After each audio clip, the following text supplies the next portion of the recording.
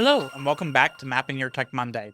This week we're talking about scammers, and more specifically, why they keep doing what they do. You may have wondered why scammers continue sending fake emails, text messages, and phone calls when most people just ignore them. Modern spam filters catch a lot of these messages, and many scams are so obvious it seems like no one could possibly fall for them. But scammers are not trying to convince everyone.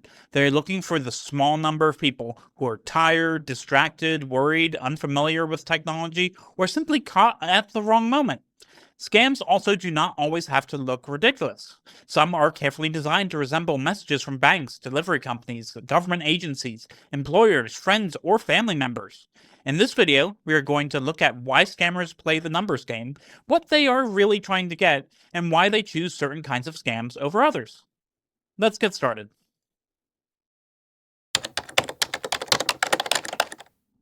One of the biggest things to understand is that scammers usually do not need many people to respond. Imagine a scammer sends 1 million fake emails. Almost all of them may be blocked, deleted, or ignored. But if even just a tiny number of people click that link, send money, or enter a password, the scam may still be profitable. Sending huge numbers of messages can be very cheap because much of the work is automated. Computers can send emails, create fake accounts, place recorded calls, and collect responses without the scammer personally contacting each person. That's why a scammer may keep using an email scam even when modern spam filters catch almost everything. They are counting on a few messages getting through. Something else that may surprise you is that poor spelling or strange wording can sometimes work in the scammer's favor. People who immediately notice the mistakes will leave, while the people who continue may be less likely to question the scam later.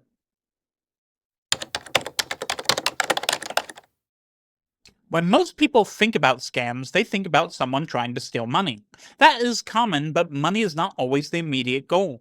A scammer may be trying to steal your password, credit card number, bank information, social security number, security code, or other personal details. They may also want access to your email, social media, or shopping accounts. Once they control a trusted account, they can use it to contact your friends, family, or customers, or co-workers and make the next scam look even more believable. Sometimes the goal is simply to confirm that your email address or phone number is active. Replying to a strange message may tell the scammer that a real person is paying attention. That information can be sold or used in future scams, so even a message that only seems annoying may still be doing something useful for the scammer.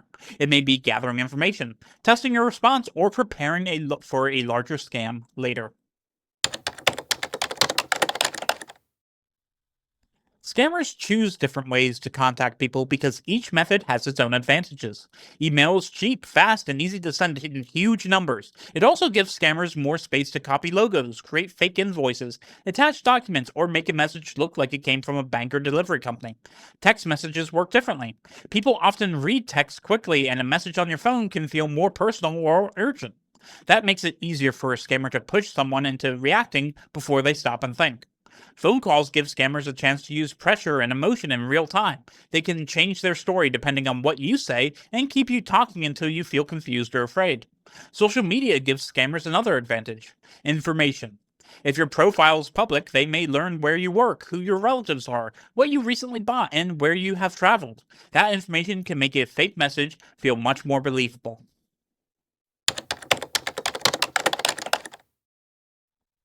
Some scams do not appear to ask for money at all. They may just send strange messages, call and hang up, or keep bothering you with links. But even those messages may have a purpose. A scammer may be testing whether your phone number or email address is active. If you answer, reply, or click something, that tells them that a real person is paying attention. That information can make your contact details more valuable. It may also cause you to receive even more scam messages later on. Some links may take you to an advertising page that earns money from visits. Others may collect information about your phone, browser, or location. A suspicious attachment may try to install harmful software. Even an unsubscribe button can be risky when the original message is clearly fake. Clicking on it may simply confirm that your address works. So when a message seems pointless, remember that the first goal may not be to steal money. It may be to gather information or prepare for another scam way down the line.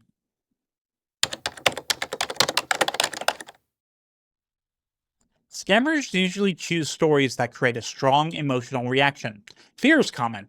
They may claim your bank account is locked or your computer is infected or you owe money immediately. Urgency is another major warning sign. The message may say that you must act now or something terrible will happen. Other scams use excitement, sympathy, loneliness, or authority. You may be told that you won a prize, a family member needs help, someone wants a relationship with you, or a government agency is contacting you. The details change, but the pressure is often the same. The scammer wants you to act quickly, keep the situation private, and avoid asking someone else for advice. They may also ask for gift cards, cryptocurrency, wire transfers, or other unusual payment methods because those payments are difficult to reverse. One useful warning sign is secrecy. If someone tells you not to contact your family, bank, employer, or the police, slow down immediately. Real organizations usually do not need to hide what is happening.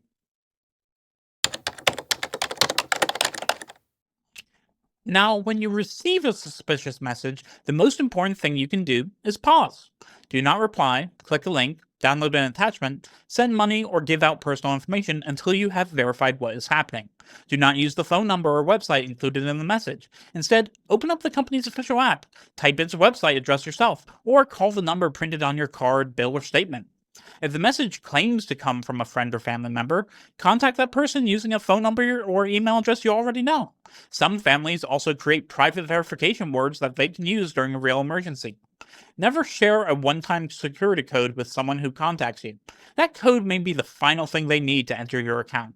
And remember that caller ID can be faked. A familiar name or phone number appearing on the screen does not prove that the call is genuine. If you already responded, do not panic or feel embarrassed. Change any affected passwords, contact your bank or the company through an official number, and check your accounts and tell someone you trust what happened. They may be able to help you.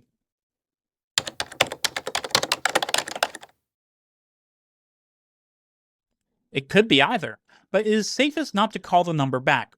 Some automated callers are checking whether your number is active and when you are likely to answer, so block the number and let the unfamiliar callers leave a voicemail.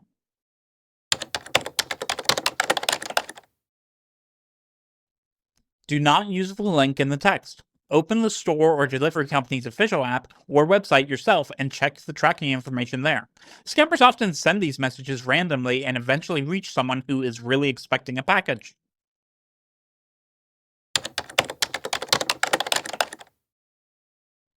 The unsubscribe link is usually found in newsletters from real companies you recognize.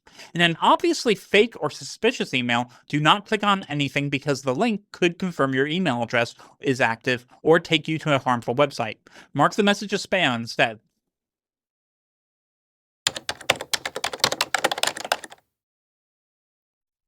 Sadly, no. Scammers can make caller ID display a familiar name or phone number. Hang up and call the bank using the number on the back of your card or inside its official app instead.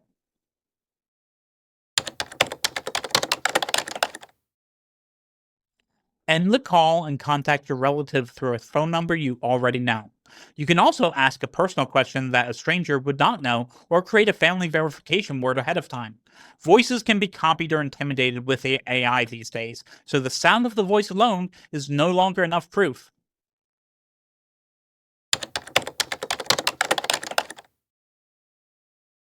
So, to wrap this up, scammers succeed by creating pressure, confusion, fear, excitement, or trust. They want you to react before you have time to think. That is why slowing down is one of the strongest protections you have. Remember that scammers do not need everyone to fall for their messages. They only need a few people to respond, and anyone can be caught off guard when they are tired, distracted, worried, or expecting an important message. Never be afraid to ask someone else for a second opinion. A trusted friend, family member, bank employee, or a company representative may notice something that you missed. And if you have already been scammed, speak up as soon as possible. Acting quickly may help you protect your accounts and prevent further damage. Have you received a strange email, text, phone call, or social media message that you were unsure about? Leave a comment below because your questions may help someone else recognize the same scam. Please like this video, subscribe to this channel, and share it with someone who could use these tips. And when your business needs a professional website without any unnecessary confusion, visit us at 123mapwebsites.com. See you there.